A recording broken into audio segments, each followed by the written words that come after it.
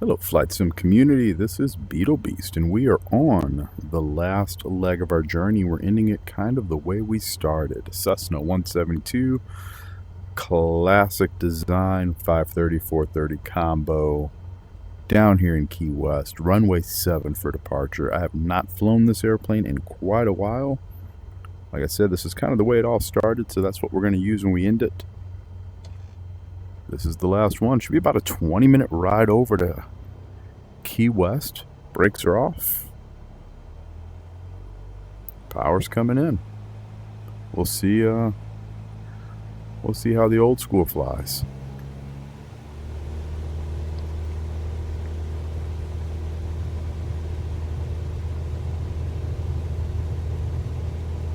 Airspeed is alive. 55, a little bit of back pressure.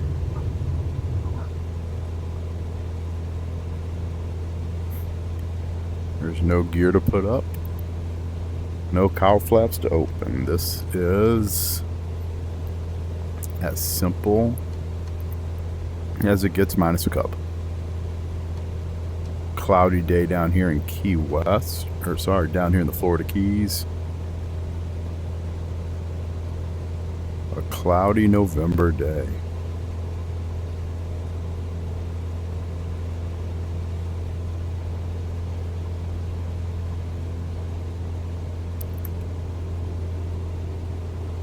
Flaps coming up.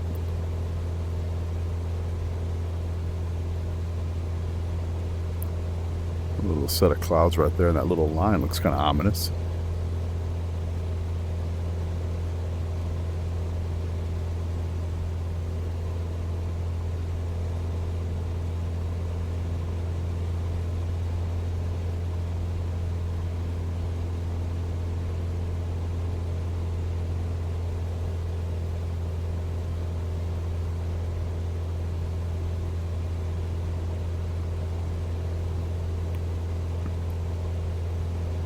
It's also interesting, having not been in the Skyhawk in quite a while, it feels incredibly tiny. Just, the space of it just does not feel large. That's the only way to say it. It just feels small. A little cramped. It's almost kind of amazing to go, wow, this is it. I mean, it's about an accurate size comparison. I know that was kind of a complaint early on. You have to upsize the scale of the airplanes a little bit in order to make them seem appropriate, because they might be a little bit on the small side, not quite 1-to-1. But yeah, what's really amazing is I kind of laugh as I think I used to fly around in a 152 every once in a while. I did plenty of my spin training was in a 152. We take them up on a regular basis. I take them up with my trainee students, to go out so that they could do some work. You can get that airplane into the acrobatic category just so you could train for spins. For your CFI was a requirement. And, I had to see these kids get in and out of something like that. How to identify it, how to recover from it. And it was significantly smaller than these. I mean, significantly smaller.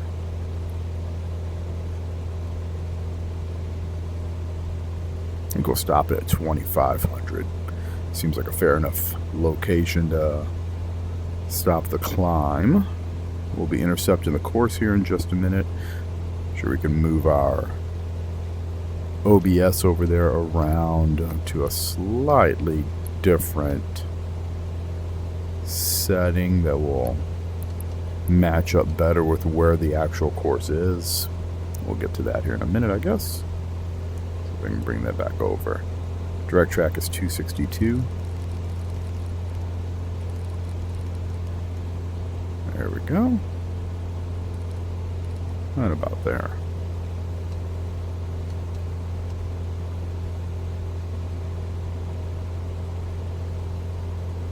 Power out ever so slightly. Interesting that the bridge looks like it's actually been built in this particular location. Like an actual modeled version of the bridge as opposed to the photogrammic version that we see normally, that we saw that was underwater for the majority of time. This one here actually looks like it exists properly.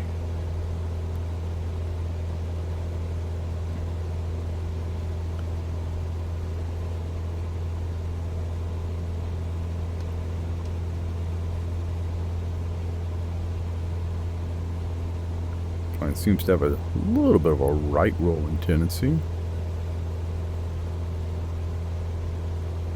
Humorously, it acts like I actually have aileron trim, which a Skyhawk does not have, but it is enabling me to trim it. Probably just moving the yoke so that you don't have to have it, so it can be more hands-off, but Skyhawks do not have aileron trim. Yeah, this is it. I'm pleasantly surprised that we've made it. The final leg of the journey. And it's so kind of strange to be back in this airplane again. Like I said, I flew this one, of course.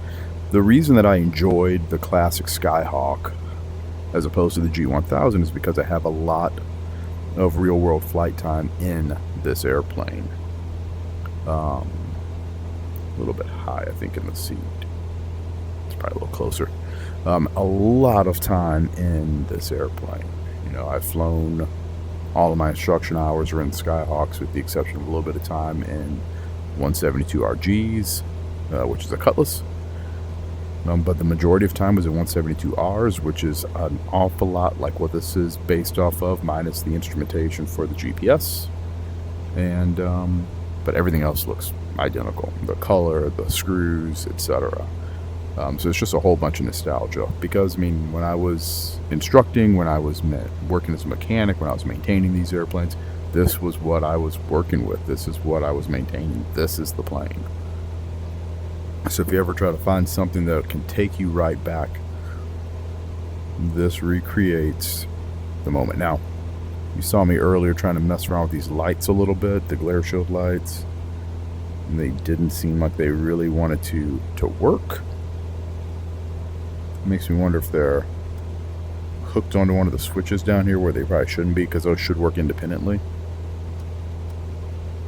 of anything else. So I find that a little odd. Lights are all set up for bright. But yeah, there's nothing else that you have to, you know, actually move in here to make these come on. You simply twist the knob, and when you do so, the lights show up. And that one there was off. So I was trying to just get a little bit of backlighting from these instruments, because they're a little dim right now in the game. Not a big deal, just what they are.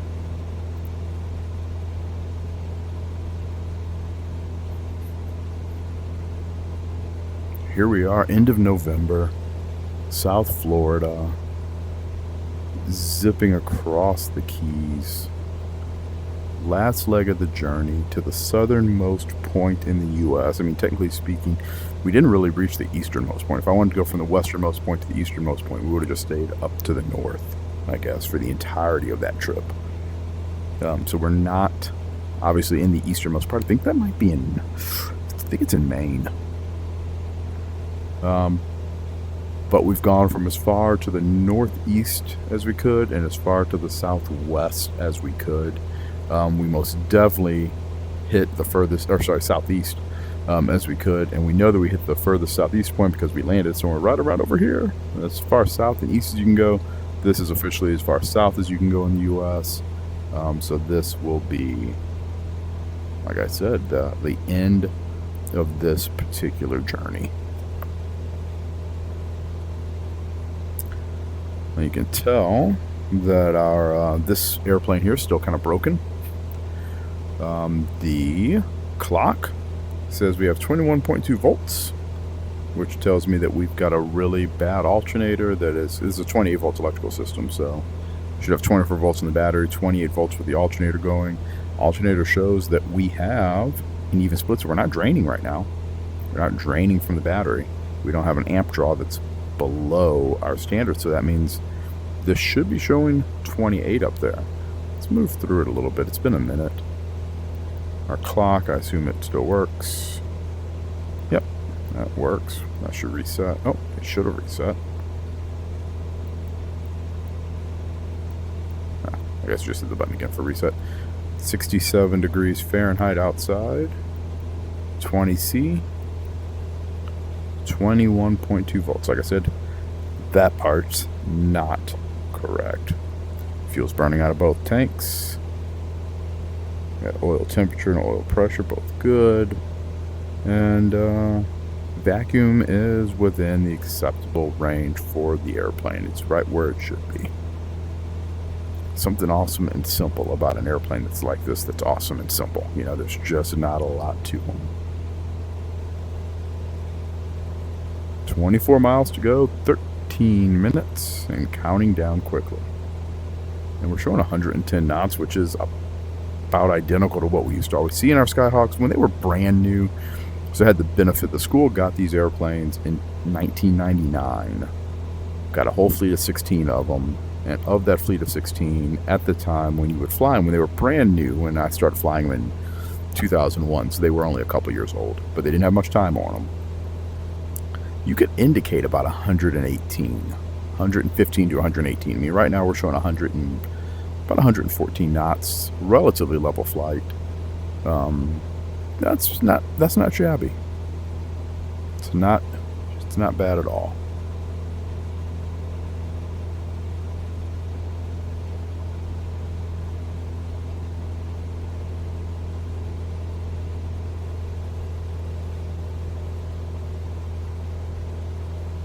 But this would have made for a very long trek across the country at this speed. Could have been fun through the Rockies had we really zipped through that area a little bit more. The high altitude stuff would have been a lot more challenging, as opposed to jumping into the Bonanza and just kind of running with it. I am thinking that after this is all done, I'd like to do a real Bonanza comparison, because I do believe there's one that is included. It's a G1000 equipped Bonanza that comes with flights from 2024. And I like to compare that to the Coronado V35 Bonanza, the V35A, of course, which is a steam gauge version of the game, or of the plane. And it's the V-tail version of the plane, so a much older version of the Bonanza, but I think it holds up really well. It's a great airplane, a great addition to it, and it's the one that I flew the most in the game. And then, of course, I bought the black square version and have been flying it exclusively since we left out of, I guess it was Arkansas. And it really helped stretch the legs a little bit longer. Not terribly so, but a little bit longer than we were flying definitely in one of these, or even within the old Bonanza that we had. And of course there was a little mixture of time where I was flying around in the 210, but I think I'd like to do a comparison just to kind of look at each one of those airplanes individually, what they do well, what they don't. Just the different feel that you get from them, because each one should be a little bit different than the other. And I'll be curious to see how they feel in flight, because that's where they really should be about the same, depending on the accuracy of the simulation itself. So depending on how accurately they represent the flight control surfaces, the movements, you know, what it takes to make the airplane turn. You know, this one here, I can tell 100% that this feels different than the Bonanza. The roll rate's different. It's just, it flies differently than that airplane does. It's a little bit more, I wouldn't say forgiving, but it is. It just flies a little easier, kind of like a truck, you know, it just kind of goes the direction you point it and doesn't complain about it.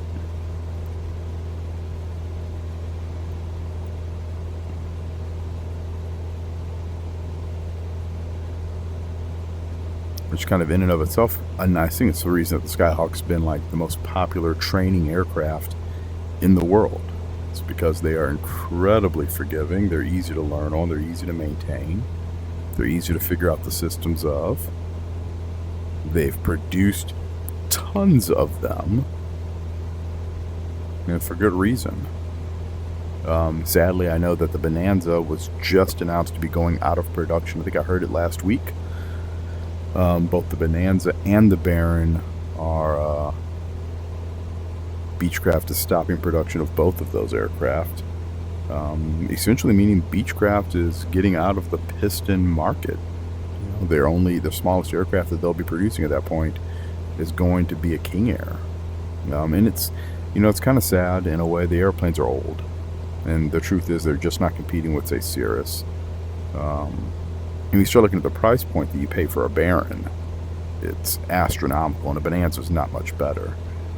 And even if you compare those to a Cirrus, the price per value point is pretty terrible. So it doesn't surprise me to see them go away. But it saddens me to see it, because it means that the company was no longer, and maybe there's something else internal going on at Beech, but the way aviation's been going in this country and in this industry for a long time, I kind of doubt it. I don't think there's a grand conspiracy here where Beech is trying to, come out with something new and exciting. Maybe they are, but new and exciting things are so very, very rare in this side of the industry. That's why we still have, piston-powered airplanes with horizontally opposed flat 4 and flat 6 engines that were designed essentially in the 20s and 30s, and really kind of came into their heyday during the 40s. And it's in most regards because we have so many regulations that prevent it. And it's also the reason that something like a Bonanza can cost you $500,000. For $500,000, you can fly around in something that's essentially equipped with modern avionics and 1960s technology and construction methods. 1950s technology and construction methods. Even the V-tail Bonanza was kind of revolutionary at the time that it came out. And the new ones, they haven't really found a way to offer something that significantly improves upon that old formula. And I think as time has proven, that just kind of costs them in relevance. And it stinks, because I don't like it. I don't like it one bit. But it's also kind of what it is. Assume it's the clouds, but we're getting some frame drops over here. I'm not getting my full 80 FPS that I had before. Getting about 78.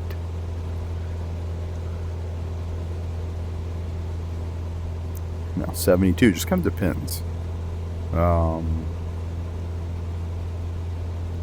Hopefully that doesn't come through and look too bad in the video, but there's not a ton of stuff out here, so I can't think of a lot of reasons I wouldn't be able to get a full 80 down here, but I do not know. 10 miles to go.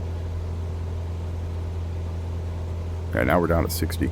And I know that the clouds are really probably the only thing that's would be causing much of a problem here. And I say problem kind of, jokingly, because they're clouds. They're everywhere. And we've had them all throughout the sim. So that or something else has popped up that's causing me some latency issues or some other struggles. Whole family's at home using the internet, so that could be it too. Do have some decent waves right down there. They look actually pretty good as they come crashing to the shore. 8 miles ahead. So I think directly ahead of us is the Naval Air Station. And I do believe International should be just past that. So obviously we'd have to be talking to the approach controllers here about the air station so that we can transition. They'd give us an altitude, etc. to do so. And Key West International, like I said, should be up ahead. 7 miles, yeah. I don't think that's it. I think it's on the other one. But I've been wrong before. We're going to find out in just a second. Lots of runways here. And it's pretty big. What do we see? take ourselves in a notch.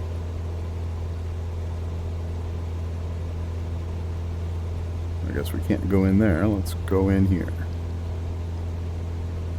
Yeah, that's definitely the Naval Air Station.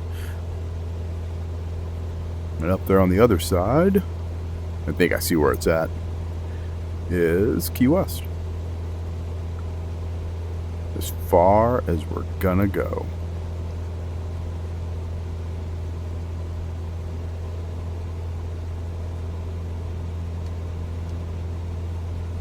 Performance came back a little bit. We're showing 80 frames per second again.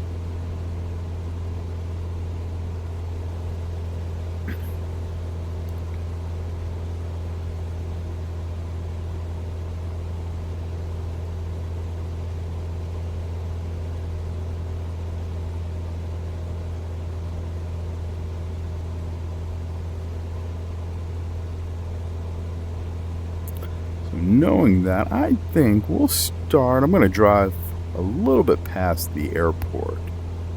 Maybe fly down near Duval Street, hook around the south edge of the island, see if I can see the marker there for the furthest southern spot in the U.S. And then we'll zip ourselves back around and land and taxi off and shut this thing down for its last time.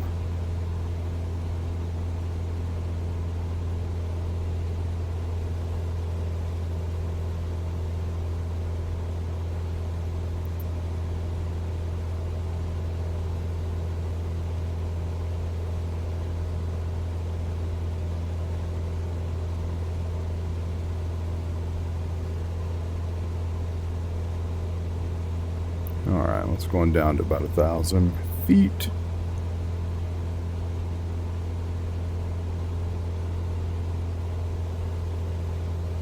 There's the airport, obviously, to our left. So something I noticed, the first time I ever came down here was on a vacation back in the early 2000s. And what I discovered was I expected this place to have even better beaches than what I was experiencing down in South Florida, and I was wrong. In order to get to the beaches that were really good, you needed to be on a resort property. If you weren't on a resort property, you went to the public beaches. The public beaches were kind of horrendous. So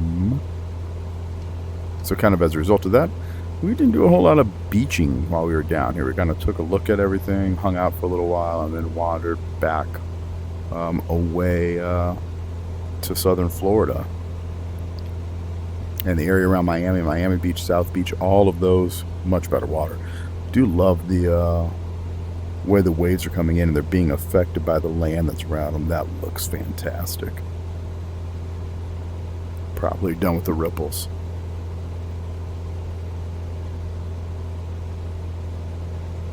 Yeah, we're arriving at our waypoint. There's our airport right there.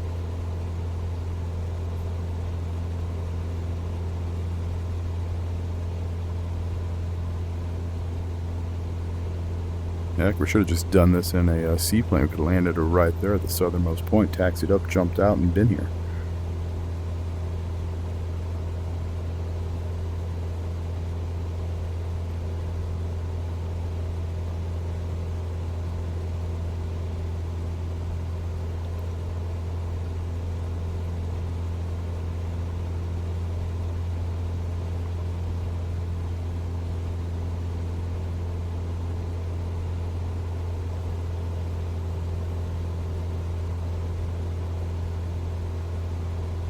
Alright, let's see where we're at. I think the Navy right here at this port has part of that is their land.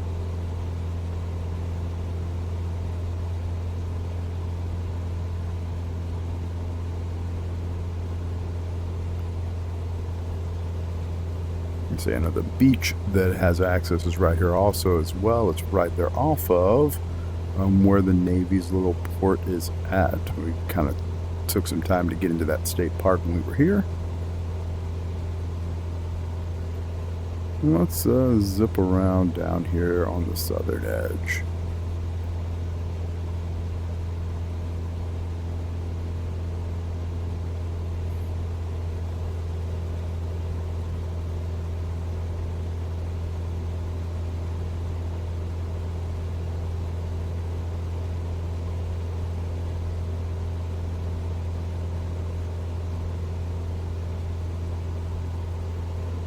gonna be right around here.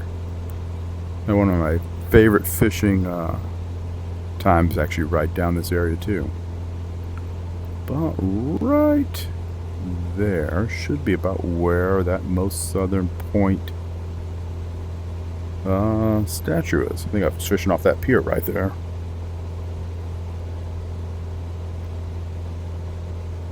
Alright. That's Key West. Here's the airport. We will be landing soon.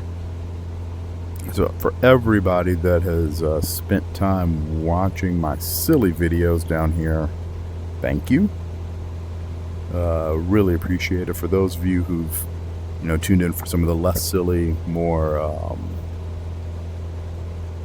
I don't know, themed videos that kind of talk about aviation training and aviation avionics, navigation topics and stuff like that. I appreciate you guys. Hopefully stick back in. There will be more of those. There will be more review videos, etc.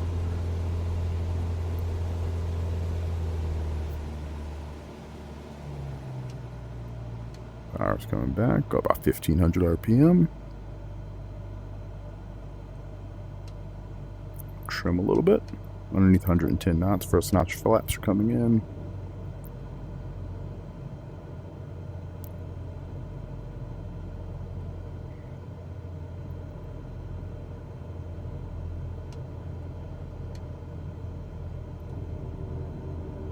Next notch flaps. Power's coming out. We're definitely high.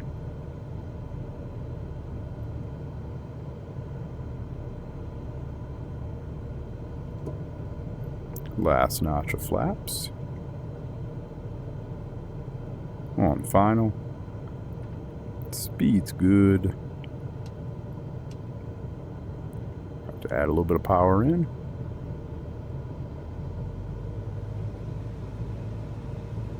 There's our path.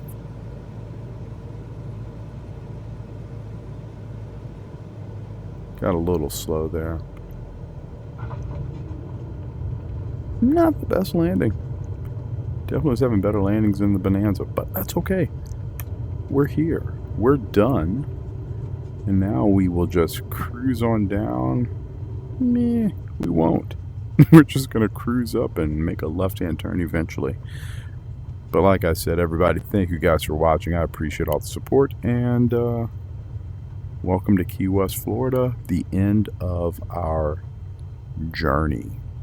So tune in for more stuff completely different than any of this, and hopefully we will see you with some more interesting material inside of Flight Sim 2024 and in other sims as we kind of work our way forward and on. So like I said, thanks for watching. Enjoy, happy simming. We'll catch you next time.